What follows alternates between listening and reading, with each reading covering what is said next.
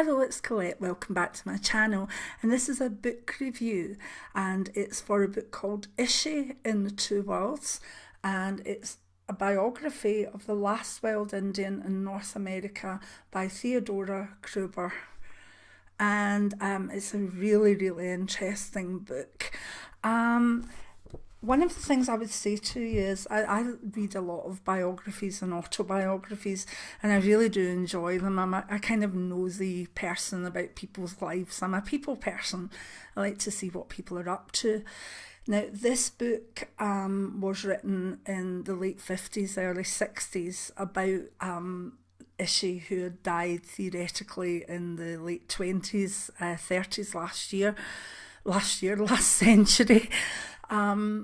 So what I would say to you, it's a very, very interesting book, but the language can be a wee bit staid because it's written by anthropologists, and it kind of is slightly dry, but although it's dry, it's rich as well.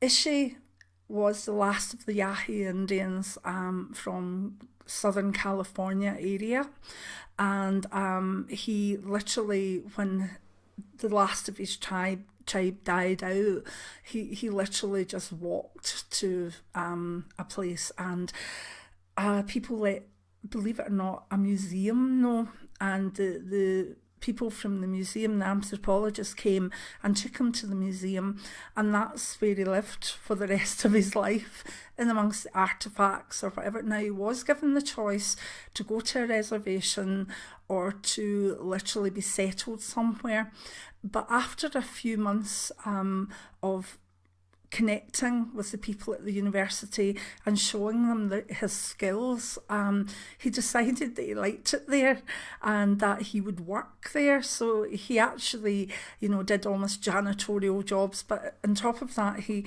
made arrows, he showed people how to use a bow, he did things to show the Native American skills that were being lost, but he also just enjoyed sweeping up and looking after things.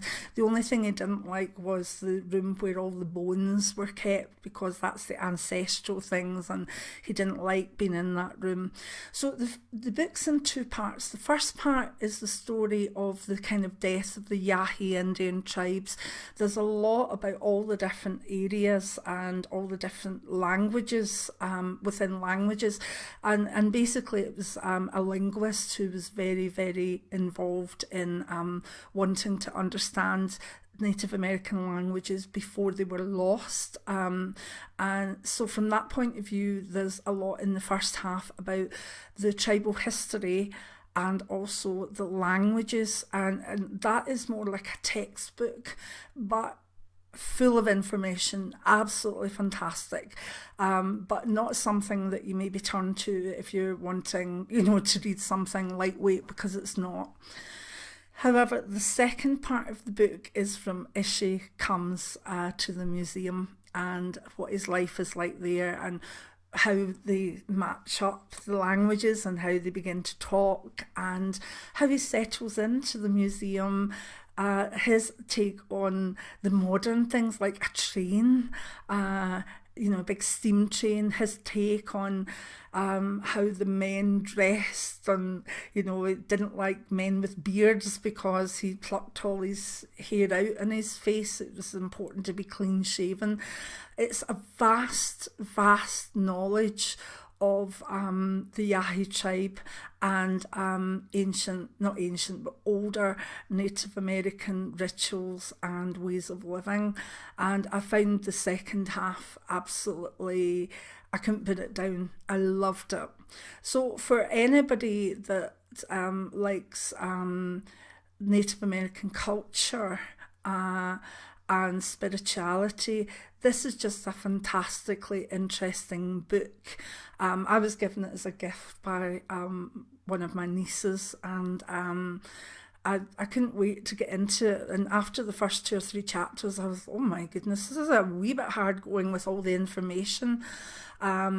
But I'm so glad that I made it through all the information, because it set me up for the second part. I knew almost what to expect from Ishi, because I knew the history of the tribes, I knew where the tribe lived, I knew the differences in the language between different Yahi Indian tribes. So it's worth it, and it's just a really, really good book. So in fact, I would give it 5 stars. If you're new to biography and you're looking for something that would resonate with some of the biographies that are out just now, you know, that we've got silly celebrities doing their biographies. We've even got silly clairvoyants who have their biographies out at the moment. Memoirs of a Clairvoyant by Colette Clairvoyant, put a wee plug in there. But these are written in sort of more upbeat, more conversational language. This isn't, but it's a cracking book. It's an absolutely cracking book. So Ishi in the Two Worlds by Theodora Kroeber. There's actually some really good black and white photos in it as well. I love looking at these, because they're not, some of the Native American photographs we get from the late 19th century are, the natives are in more Western clothes or whatever. Ishi literally walked out of his forest with just a little loincloth on, and with his sacred tools, etc. with him. And so that makes the photographs absolutely fantastic. So I hope you'll give it a wee chance. I think this should be available. I should have checked before I come on, but I don't see it not being available through good outlets. And if you can't find it, please let me know in the comments below, and I'll certainly try and get a link towards it as to where my niece got it for me as well. So all I can say is I loved it, but it's not an easy read.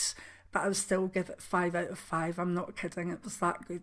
So many blessings. Give me a thumbs up if you like this book review, and hopefully see you again on my channel. Bye now.